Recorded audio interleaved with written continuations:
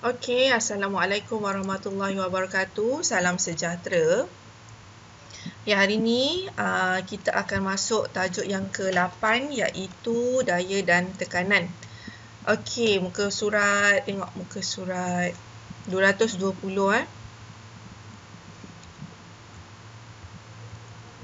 Okey, daya dan tekanan.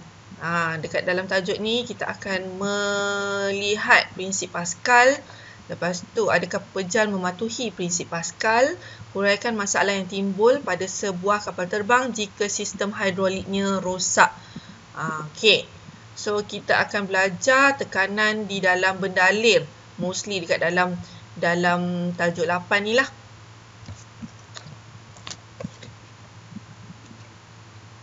Okey, awak rujuk muka surat 220 Okey, kalau kita tengok, kita go through sekali lalu.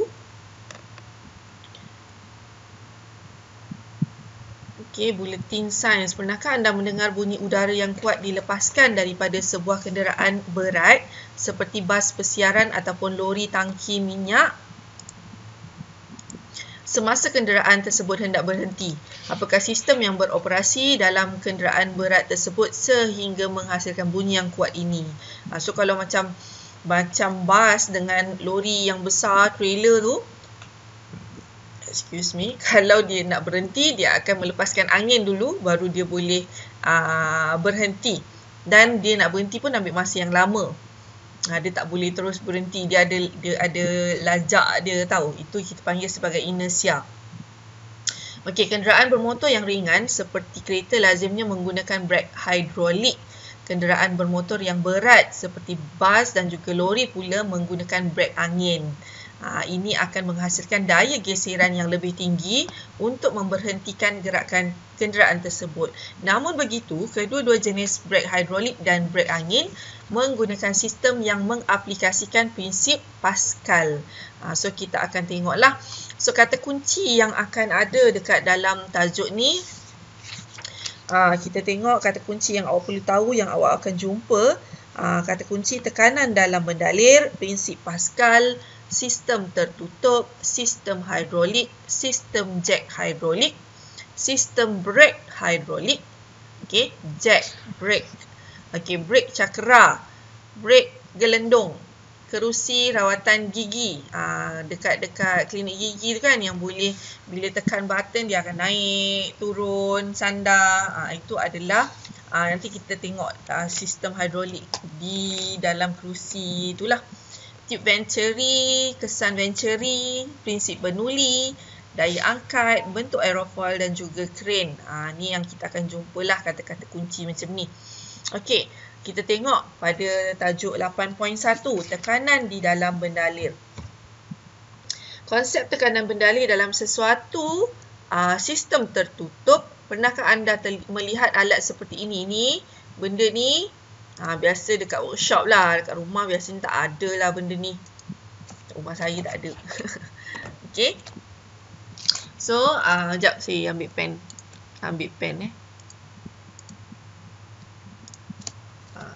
Okey, pernahkah anda melihat alat seperti gambar foto 8.1? Ni namanya apa? Ini namanya jack. Okey, jack hidrolik. Dia bendanya kecil je, tapi dia boleh mengangkat benda yang berat. Contohnya kalau nak tukar tayar, kita nak tukar tayar kan. So, dia akan masukkan dekat bahagian kereta yang bahagian tayar yang kita nak gunakan tu. Lepas tu, dia akan pakai tangan je. Orang tu pakai tangan je boleh menaikkan kereta. Kalau pakai tangan biasa, of course lah tak boleh. Okey, alat ini beroperasi berdasarkan kesan tekanan dalam bendalir. Okey, kesan tekanan di dalam bendalir. Mana pula pen aku ni tadi? Oh ni. Ini saya pen ni Okey, kesan tekanan dalam bendalir hidrolik dalam sesuatu sistem tertutup. Ni kita panggil sistem tertutup ni. Sistem tertutup merupakan satu sistem fizikal di mana jirim tidak dapat masuk atau keluar daripada sistem tersebut. So, ini adalah sistem tertutup. So, tak ada. Kalau bocor, benda ni tidak boleh beroperasi dengan baik. Namakan bendalir dalam alat ini. Okey. Dia ada gunakan bendalir lah. Dia bukan air, tapi ada satu bendalir yang lain. Nanti saya cari nama dia. Okey, berdasarkan Rajah 8.1, air dari lubang paling bawah terpancut. Okey, yang ni 8.1 ni. Ini adalah konsep penyebaran tekanan seragam pada air dalam botol plastik tertutup. Okey, kita tengok. Ini jet hidrolik, nanti kita cari apa nama bendalir dalam alat ni. Okey, berdasarkan Rajah 8.1A, air dari lubang paling bawah terpancut paling jauh berbanding dengan air dari lubang di bahagian atas disebabkan oleh tekanan air. Jika daya dikenakan ke atas permukaan air dengan memampatkan botol plastik bertutup, air dari setiap lubang akan terpancut lebih jauh dari jarak tambahan yang sama. Kalau awak tengok ini, okey, kalau kita biar, kita tutup, kita lubangkan ada 3. Z, Y, X. Z ni daripada lubang yang sini, lubang 1, 2, 3. Okey, lubang yang pertama ni, dia akan, air akan memancut lebih jauh. So, jaraknya adalah Z. Okey, lubang atas sikit, dia akan memancut kurang jauh daripada Z, Y. Dan yang ketiga ni, atas lagi, dia akan pancut kurang lagi daripada Y. Okey, jika kita tekan botol tu, kita memberikan tekanan kepada bendalir dekat dalam tu. So, botol tu lah, kita tekan botol tu. Dan dia akan pergi lagi jauh, tapi dalam jarak yang sama. Sebab tekanan yang dikenakan oleh tangan adalah sama. Jadi, yang tambahan itu adalah sama. Tengok, dia D. Y campur D, Z campur D, X campur D. So, tambahan daripada sini, Z. So, bila kita picit botol tu, dia akan Z tambah D. Tambah D kat sini. Y akan tambah D. So, tambahan dia adalah D. Sama sebab kita menggunakan tenaga tekanan yang sama daripada tangan ni. Okey. So, kita pergi kepada prinsip Pascal. Prinsip Pascal menyatakan bahawa penyebaran tekanan yang dikenakan pada sesuatu bendalir, iaitu cecair ataupun gas, dalam satu sistem tertutup adalah seragam pada keseluruhan bendalir tersebut. So, saya ulang. Point dia kat sini. Ni prinsip Pascal ni memang kena ikut lah. Kena ikut ayat dia. Prinsip Pascal menyatakan bahawa penyebaran tekanan yang dikenakan pada sesuatu bendalir, penyebaran tekanan pada sesuatu bendalir dalam sistem tertutup, mesti ada perkataan ni, adalah secara seragam pada keseluruhan bendalir tersebut dan ke semua arah. Okey, kita tengok aktiviti 8.1 menerangkan prinsip Pascal dengan menggunakan peralatan Pascal. Yang digunakan adalah kelalang bulat berliang halus dengan omboh dan bikar yang besar. Okey, kita tengok yang ni. Ini eksperimen ni kita tak boleh jalankan lah kat rumah, tapi dengan melalui gambar rajah kita boleh faham. Okey, jalankan aktiviti ini secara berkumpulan. Sediakan susunan radas. Kita ada apa tadi? Bikar yang besar. Lepas tu kelalang bulat berliang halus dengan omboh. Yang ni memang set dia lah. Lepas tu bikar dan air kat dalam. Tarik omboh sehingga air memenuhi kelalang. So, kita tarik omboh tersebut, air akan masuk melalui liang-liang daripada kelalang bulat tadi. Keluarkan kelalang dari bikar dan tolak omboh ke dalam kelalang. Okey, perhatikan dan lakarkan arah air terpancut dari liang halus pada kelalang. Okey, so kita sedut air dan keluarkan dan kita tolak. Jadi kita akan tengok bagaimanakah air yang terpancut dari kelalang melalui liang halus keluar pada semua arah. Terangkan jawapan anda. Lakarkan corak air terpancut dari liang halus pada kelalang. So, kalau mengikut prinsip Pascal, penyebaran tekanan yang dikenakan, so bila kita tolak omboh tu, penyebaran tekanan yang dikenakan kepada bendalir, ini dikatakan sebagai seragam pada semua arah. Jadi, air yang terpancut keluar daripada omboh itu, dia akan pada kelajuan yang sama dan pada jarak yang sama. Sebab daripada satu omboh yang sama. Okey? Okey, prinsip Pascal lazimnya diaplikasikan dalam kehidupan harian seperti dalam operasi sistem hidrolik. Okey, kita tengok juga prinsip operasi sistem hidrolik. Prinsip asas dalam sistem hidrolik ialah pemindahan tekanan ke semua arah berdasarkan prinsip Pascal. Sistem hidrolik digunakan untuk membuat kerja berat seperti menghasilkan daya output yang besar untuk mengangkat beban yang berat. Okay, nak angkat kereta daripada bawah dan angkat ke atas, so orang boleh repair dekat bawah dia tu, itu dia gunakan sistem hidrolik. Jack tadi yang warna merah tadi kat atas tu, itu menggunakan sistem hidrolik. Kalau kalau kita tak gunakan sistem hidrolik ni, kemungkinan kerja-kerja berat tu tidak dapat dilakukan. Mustahil untuk dilakukan dengan menggunakan tenaga orang biasa. Kalau boleh pun, kalau nak angkat kereta, kita memerlukan beberapa orang. Daripada kalau macam benda merah tadi tu, jack hidrolik, seorang pun dah boleh mengendalikan. Okey, perhatikan dan fahamkan contoh berikut yang menunjukkan operasi sistem hidrolik. Sistem hidrolik terdiri daripada 2 silinder beromboh dengan luas permukaan yang berlainan. Bendalir yang lazim digunakan adalah minyak ataupun air. So, dua benda ni lah murah. Minyak dan air ni murah. Tak perlu bendalir yang mahal.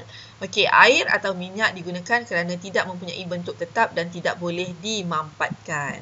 Yang penting sistem itu berada dalam keadaan tertutup. Itu dia punya poin utama untuk memastikan benda tu, prinsip Pascal tu boleh berlaku. Okey, tertutup, tiada kebocoran. Kalau ada kebocoran, dia tak boleh nak buat.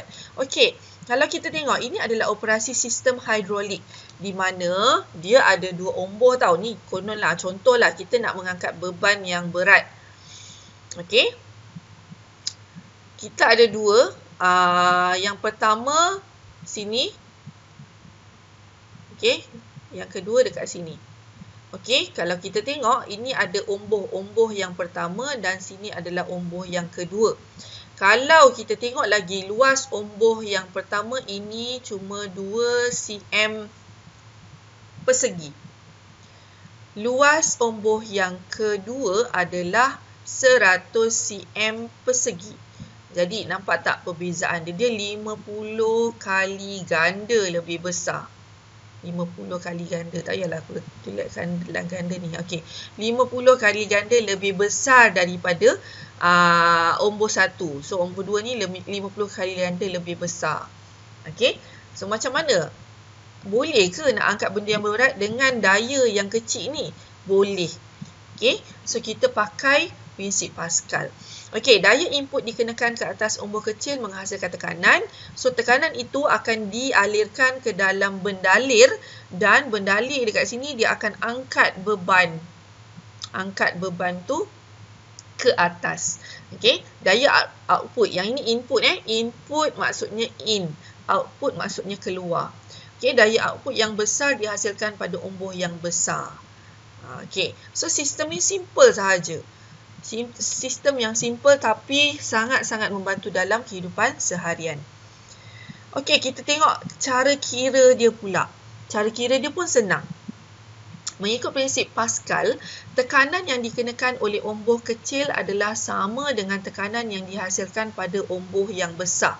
Okey, so tekanan pada omboh kecil sama dengan tekanan pada omboh besar. Tekanan kita nak cari macam mana tekanan daya input. Daya mestilah dalam unit Newton. So, daya inputnya adalah 10 N. Okey, kita nak cari beban ni berapa contoh, beban ni berapa dia punya berat. Berat mesti dalam N. Unit berat adalah dalam N. So, berapa N beban. Macam mana nak cari? Dia punya formula senang sahaja. Daya input bahagikan dengan luas omboh sama dengan daya output luas omboh besar. So, daya input tadi berapa? Daya input adalah 10 N. Okey, Daya input tadi adalah 10N. Sini. Luas ombor kecil adalah 2 cm persegi. Daya output tak tahu, so kita letakkan sebagai X. Okey. X ataupun daya output boleh tulis balik lah. Luas ombor besar adalah 100 cm persegi. So, jadi macam ni lah. Jadi, kita nak cari yang ini. Daya output. So, senang awak pindahkan semua dulu ke kiri. Okey. So, daya output sama dengan daya output bahagi 100 cm kuasa 2 sama dengan 10N bahagi 2. Ni belum ada lah. Jadi, bila kita bawa ke sini, dia akan jadi 10N darabkan dengan 100 bahagi dengan 2 cm persegi. So, cm persegi potong, cm persegi potong. 2 dengan 150. Jadi, 50 darab 10, dia akan jadi 500N. Okey. Boleh faham? Okey, saya nak awak kira. Sekarang, bagi jawapan kat saya tanya ni berapa orang ada ni? Ada 9 orang. Okey. Cuba kira kejap saya buat soalan baru. Okey, sekarang ni saya nak, sekejap saya padam dulu apa yang ada kat sini. Ambil kertas, ambil kalkulator. Tak banyak pun pengiraan. Okey, ambil kertas, ambil kalkulator. Cepat ambil dulu. Okey, saya bagi soalan yang baru. Ini tak nak 10. Saya letakkan sini adalah contoh 30 lah. 30N. Sini 6, 8, 10 lah. 10 cm kuasa 2. Lepas tu, ini saya nak awak cari. Tak payah, nanti dulu. Untuk soalan yang kedua. Kita cari berat beban dulu. Okey. Sini saya nak letakkan 300 10 pula. Okey. 300.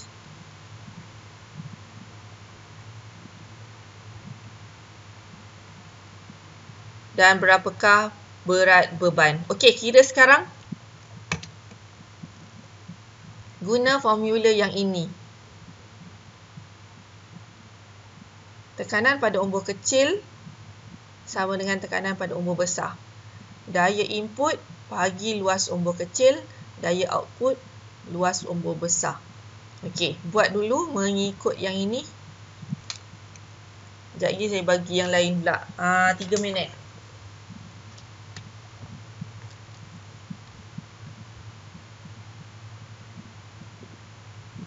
Tak payah 3 minit. Kejap je ni. 2 minit lah. Berapa jawapan? 30, 10, 300 Okey. So, sini 30.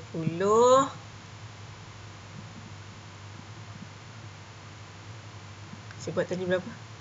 10. Sini 900 ke tu? Sekejap. Ni berapa? 300. Okey. Tekan kalkulator je kan. Sini 300. Okey. Sini 30. 10. 300. 1, 3 darab 30. 90. Sekejap, saya kira balik. Sekejap. 30. Kan 30N saya letak. Soalan aku pun aku tak ingat. Okey, 30N 10 cm. Saya main buat je kan. Bagi 10 darabkan dengan 300 cm2 10,300. Okey. So jadi 30 darab 30,900. Yes. Okey. So berat beban adalah 900 N.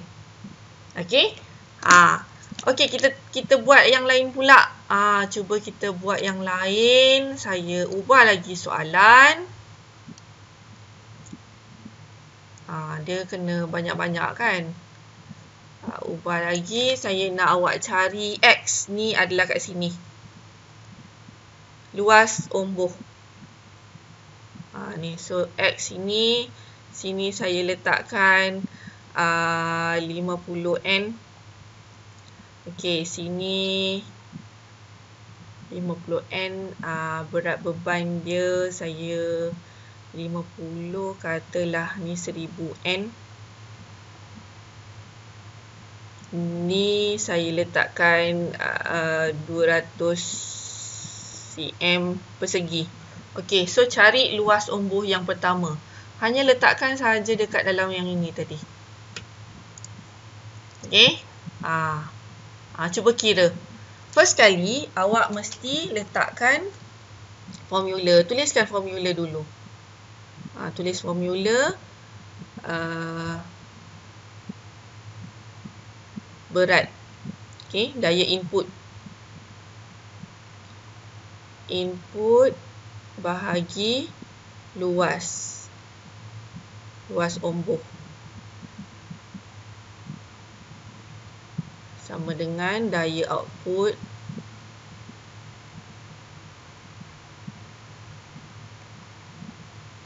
susah pula aku guna pen ni lah. Bahagikan dengan luas omboh 2. Okey. Jadi letakkan daya input ada 50 N. Bagi dengan X. Okey, sama dengan daya output. Saya letak berapa tadi? 1000. 1000 N bahagikan dengan 200. So, yang ini 50 turunkan ke bawah sahaja. Salah. Tak boleh. Kita kena X pergi naik atas dulu, baru yang ni pergi pusing sini. Dapat tak? Nak saya buat? Okey, kejap. Saya buka satu kosongnya. Salah. Kejap. Saya open with. Kejap saya cari yang kosong. Pening kau baru senang aja tu. Kejap. So, kejap. Dia yang penting. Tak pernah kau masuk saya tiba-tiba masuk asal kau. Yang penting awak tahu formula. Masuk salah, tak masuk salah. Okey. So tadi apa tadi? Jap. Ni formula dia. Tekanan pada omboh kecil sama dengan tekanan pada omboh besar. Okey, first kali awak kena tulis tekanan. Okey.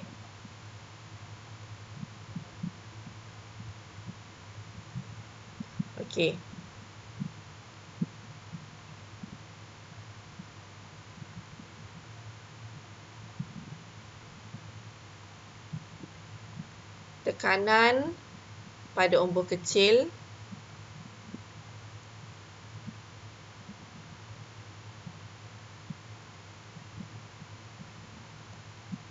sama dengan tekanan. Apa pasal dia lag ni? Sekejap. Tak boleh lah. Sekejap. Saya pakai pen je lah.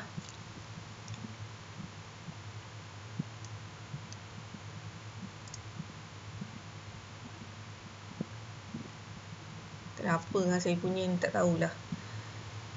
Okey. So, saya buka pen. Kejap saya share pen pula.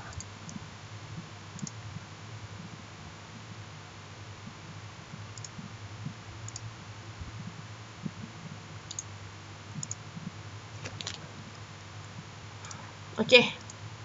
Sini.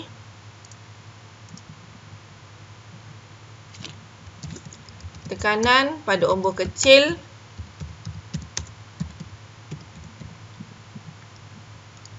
sama dengan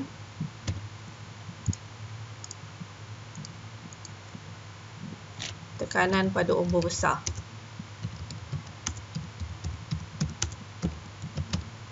Okey, so tekanan formulanya adalah daya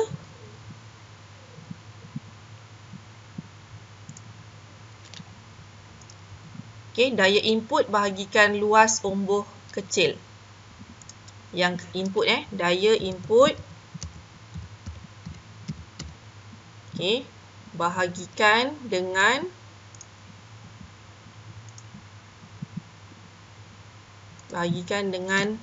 luas ombor kecil.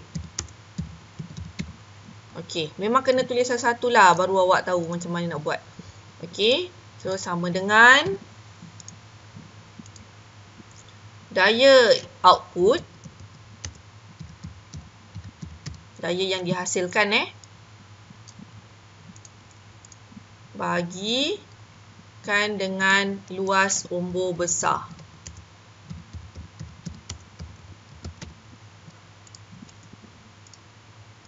Okey, nampak yang saya tulis. Okey. Lepas tu, daya input dia berapa? Daya input yang saya letakkan tadi adalah 50 bahagi dengan X. Okey, kita nak cari luas ombor kecil sekarang ni. X adalah luas ombor kecil. Okey, so beban adalah 1000 dan luas ombor adalah yang besar adalah 200. Okey, so daya input adalah 50. N bahagikan dengan X. Kita nak cari X.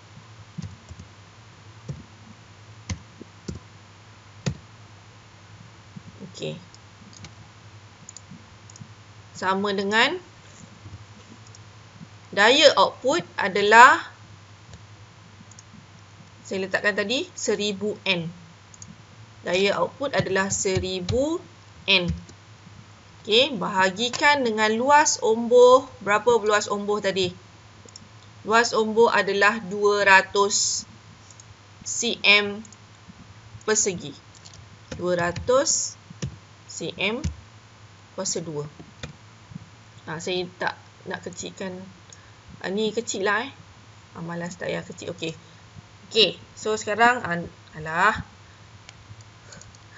ada garis pula. Okey, 200 cm persegi.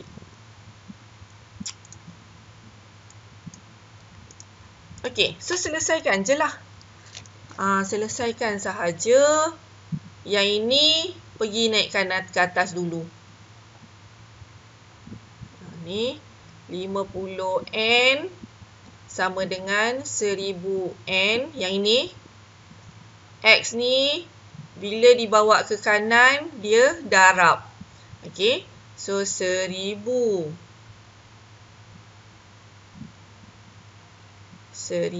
N darab X bahagi 200 cm persegi. Okey. So sekarang X dekat atas. Kita kena pastikan X tu ke atas. So 1000 N. Yang ini kita bawa semua ke sebelah kiri. Bawa ke kiri, 50 N ni kita bawa ke kanan. Jadi sekarang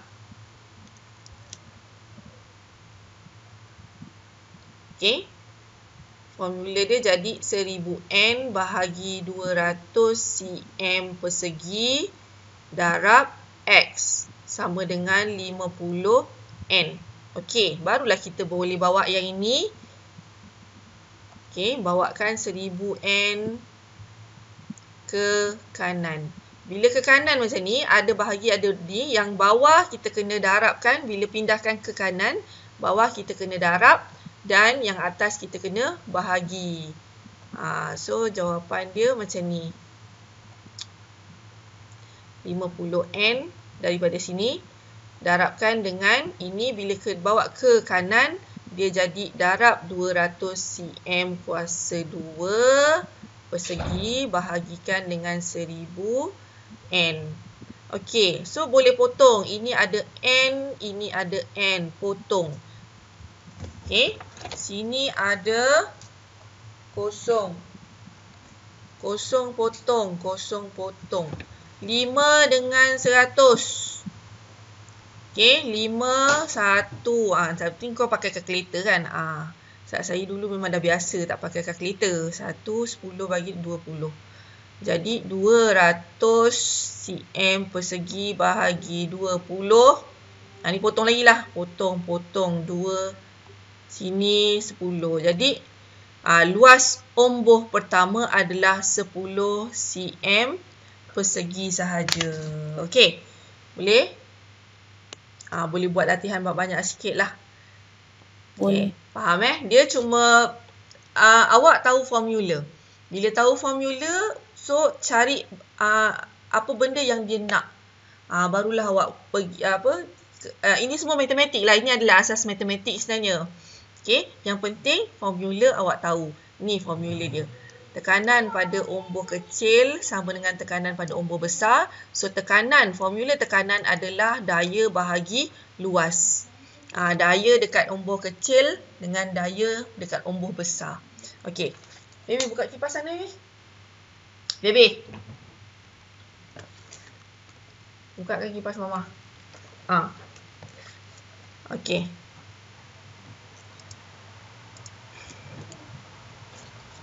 Okey, seterusnya nanti kita buat latihan lagi. Aplikasi prinsip Pascal dalam kehidupan seharian. Sistem hidrolik diaplikasikan untuk melakukan kerja berat dengan menggunakan kejap, saya lupa nak share. Okey, saya stop presenting dulu, saya share.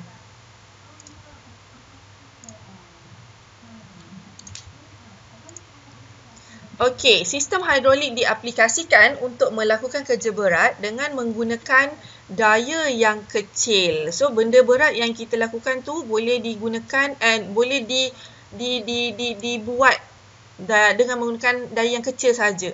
Contoh, jet hidrolik ni kan. Seorang je pun kau boleh angkat bahagian kereta.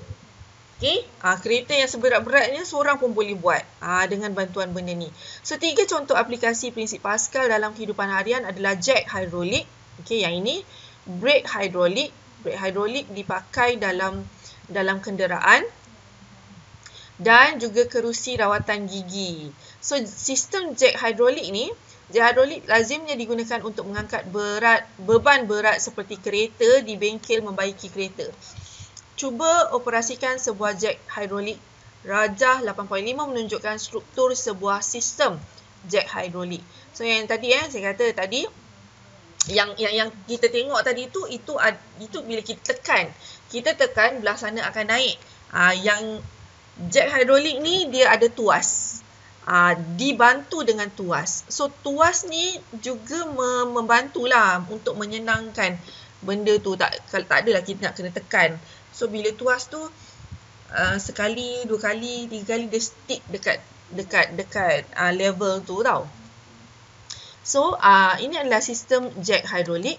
Dalam sistem jet hidrolik, tuas ditolak ke bawah dan ke atas secara berulang-ulang untuk menolak omboh besar yang terbeban ke atas dengan injap pelepas tertutup. Sebaliknya, apabila injap pelepas terbuka, omboh besar yang terbeban akan turun kembali ke kedudukan asal seperti rajah 8.6, 8.7 dan 8.8. So yang ni, apabila sistem jet hidrolik A, dia menambah ketinggian omboh besar yang terbeban. Okey, kita letakkan jet hidrolik tu dekat bawah bahagian kiri depan. Contoh. Okey. So bila injap tu dinaikkan, turun, naik, turun, awak nampak kereta tu naik. Okey. So apa yang berlaku? Yang pertama, tuas ditolak ke bawah dengan injap pelepas tertutup. Injap A tertutup dan injap B terbuka. So kita tengok mana injap A. Okey, injap A berada di sini dan injap B berada di sini. Okey. So yang bila dia ditolak ke atas. Dia naik kan? Dia naikkan, injap A tertutup, injap B terbuka. Okay. So, bendalur tu akan ditolak. Okey, so tuas ditolak ke bawah dan ke atas beberapa kali untuk menaikkan beban ke ketinggian yang dikehendaki. So yang pertama, tuas ditolak ke bawah. Yang kedua, ombor kecil mengenakan tekanan ke atas cecair sini. Bila tuas ditolak ke bawah, yang ini fungsi ni akan tolak benda ni. Jadi dia akan tolak bendalur. Lepas tu yang ketiga, cecair akan memindahkan tekanan ke ombor yang besar sini. Atasnya ada beban yang besar berbeban lalu menolaknya ke atas dan ombor besar akan naik. Okey. Yang kedua, untuk mengekalkan ketinggian dan kedudukan ombor besar. Okey, tuas ditolak ke atas dan injap pelepas akan tertutup. Injap A terbuka dan injap B tertutup. Okey, yang first tadi yang ini tertutup, B terbuka. Apabila bila dia nak stay kan benda tu. So bila sekali tekan dia naik. Sekali lagi tekan dia naik lagi. Sekali lagi dia naik. Sampailah kedudukan yang kita kehendaki, kita stop. So step yang kedua adalah yang pertama, tuas ditolak ke atas. Okey, sebab yang bila tekan sekali dia naik sikit. Yang ni step yang tekan sekali naik sikit tu lah. Okey. Cecair dari takungan mengalir ke bawah ombor melalui injap A yang terbuka. Okey, selepas tu tekanan cecair yang tetap dikenakan pada ombor yang besar untuk mengekalkan kedudukan ombor besar dan kedudukan ombor besar dibekalkan. So bila dia dikekalkan. So bila tolak sekali dia naik. Itu cerita yang A. Bila dia dah stop tu, itu cerita yang B. Okey. So, sebab itulah bila kita tekan lagi, dia naik. Tekan lagi, dia naik. Tekan lagi, dia naik. Naik. Okey. So, bila dah naik tu, dah siap-siap kerja, macam mana nak turunkan balik? Menurunkan ombor besar kembali ke kedudukan asal. Injap pelepas terbuka, injap A terbuka dan injap B akan tertutup.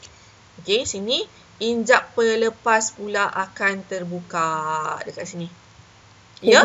Mana nak join? Mana nak join? Oh, jap. Okey, saya tak perasan pula. Okey.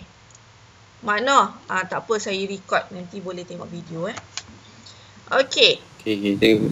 So, yang C pula. C bila yang ini, injap A terbuka, injap B tertutup dan injap pelepas akan dibuka. Yang ni A dengan B dia tutup. Tapi dekat C, untuk dia lepaskan balik jack tu, untuk lepaskan balik dan kereta tu turun ke bawah balik, so dia akan buka benda ni. Bila buka injap pelepas, angin keluar dan benda tu akan turun balik. Okay. So itu adalah 3 step lah. Bila kita tekan, apa terjadi? Yang ni, yang A. Bila dia stay dekat satu level, yang B. Okay. Bila kita tekan lagi, dia akan naik. Okey, nak bagi dia kedudukan asal ke bawah semula, kita akan lepaskan ni ikut step yang C. Injap pelepas akan tertutup. Terbuka. Sorry. Dia akan, injap pelepas akan dibuka. Okey. Kita tengok pula sistem brake hidrolik. Tadi jack. So kita tengok sistem brake pula. Brake hidrolik lazimnya digunakan untuk memperlahankan atau memberhentikan kenderaan beroda seperti kereta yang bergerak. Okey, operasi sistem brake hidrolik adalah seperti dalam Raja 8.9. Okey, ini adalah dia punya operasi dia yang banyak-banyak ni. Nombor 1, pedal brake. Okey, nombor 2, sini ada pipe logam. Nombor 3, silinder brake. Nombor 4, piring keluli dipasang pada roda depan. Ini untuk brake, pad brake. Okey. Okey, belakang pula nombor 1, nombor 2. Ada kasut brake, pelapik brake, gelendung brake, silinder brake. Okey, dia ada gambar dia. Kita tengok yang nombor 1. Nombor 1, Ini dekat kereta populasi kereta. Okey, ni brake dalam kereta. So, apabila kereta tu sedang bergerak, awak nak brake, apa terjadi? Yang pertama, kita akan tengok cakera pada roda depan dan yang akan jadi pada roda belakang. Okey, yang pertama, pedal brake ditekan, dia akan menolak umbuh silinder utama ke dalam dan mengenakan tekanan ke atas minyak brake. Okey, kita tekan brake tengah bawa kereta, kita memperlahankan kenderaan. Okey, apa terjadi bila kita tekan brake tu, dia akan bendalir tu dia akan menolak umbuh silinder utama. Okey, dia belum bendalir lagi lah. Yang kita tekan tu, kita tekan umbuh sebenarnya. Okey, so kita tekan umbuh ke silinder utama ke dalam dan mengenakan tekanan ke atas minyak brake. Okey, umbuh yang pertama. Okey, nombor 2 dekat sini. So, nombor 2, tekanan ini dipindahkan secara seragam. So, bila dekat dalam prinsip Pascal, tadi kita dah belajar, tekanan akan dikenakan secara seragam ke semua arah. So, nombor 2, tekanan ini dipindahkan secara seragam oleh minyak brake melalui pipe logam ke silinder brake pada roda depan dan roda belakang. So, dia akan pergi kat roda depan dan roda belakang. So, 1 dan 2 ni terjadi serentak. Okey, yang ketiga, apa terjadi dekat roda depan? Tekanan ini akan menolak umbuh dalam silinder brake yang menolak pad brake lalu tertekan ke atas piring keluli pada brake cakera. So, sini ada silinder brake.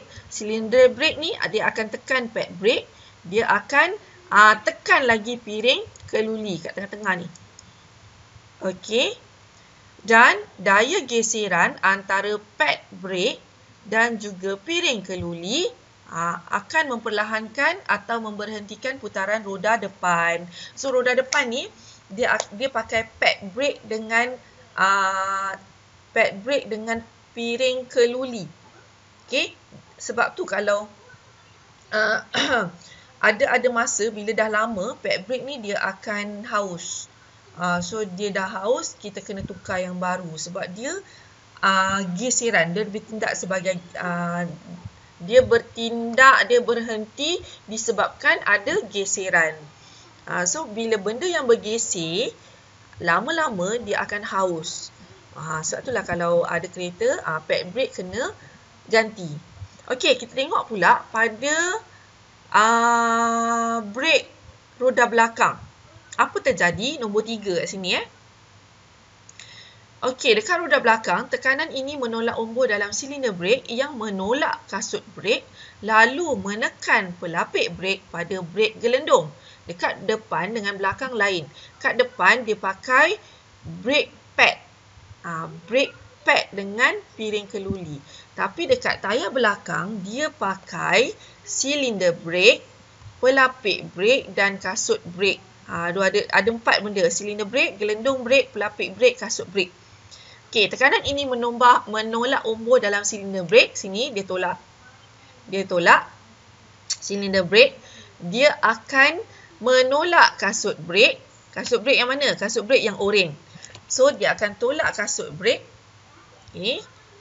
Lalu akan menekan pelapik brake. Okay, bila dia efek kepada kasut, dia akan efek pula kepada pelapik yang color merah ni. Yang ni merah ni. Pada brake gelendong. Okey. Dan yang keempat, daya geseran antara pelapik brake. Okey, pelapik brake dengan gelendong brake. Gelendong ni yang luar sekali ni. Ini akan memperlahankan atau memberhentikan putaran roda belakang. Okey. So, boleh faham tayar depan dia pakai brake pad dan juga piring keluli. Itu sistem brake tayar depan. Okey, sistem brake tayar belakang dia pakai silinder brake. Silinder brake tu dia akan tolak pelapik brake. Pelapik brake dia akan tolak salah. Silinder brake dia akan tolak kasut brake. So, kasut dulu. Sebelah kasut ni, sebelah luar kasut ada pelapik brake. So, bila kasut brake tertolak, dia akan tolak pelapik brake. So, bila pelapik brake ni dia tertolak, dia akan efek kepada gelendong brake. So jadi gelendung brake ni dia akan ni daya geseran antara pelapis brake dengan gelendung memperlahankan dan memberhentikan putaran roda belakang. So inilah beza antara brake depan dengan brake belakang kereta. So kalau kau naik kereta, kau dapat bayangkanlah kalau kau tekan brake, apa terjadi dekat depan dengan apa terjadi dekat brake belakang. So dengan cara tu awak boleh ingat step dia. Okay, ingat ada silinder brake, dia tolak kasut brake dia akan bagi efek, dia akan tolak kepada pelapis brake dia akan tolak gelendung brake, jadi dia akan memberhentikan roda belakang. Okey, settle. Sikit saya habiskan dekat kerusi gigi ni lah. Nanti yang hubung kait hal laju ni kita belajar lain minggu depan. Okey, kerusi rawatan gigi. Operasi rawatan gigi dihubung kait dengan sistem hidrolik. Perhatikan kerusi rawatan gigi seperti dalam raja foto, gambar foto 8.3. Ni adalah kerusi rawatan gigi dekat klinik gigi. Okey, kemudian perhatikan dan fahamkan pula aplikasi prinsip Pascal dalam kerusi rawatan gigi seperti dalam video yang berikut atau sumber maklumat yang lain. So, nanti awak boleh scan lah kat sini. Awak tengok macam mana sistem hidrolik di dalam kerusi rawatan gigi. So ada dua video dekat sini. So boleh scan dan pergi kepada pautan tersebut. Ni macam ni lah. Biasa dia akan dekat sini yang kat sandar, lepas tu dia naikkan kat sini. Dua ni je lah biasanya. Kaki, naikkan kaki, macam tu. Okay. Tapi sekarang tak adalah. Dulu dia guna tuas.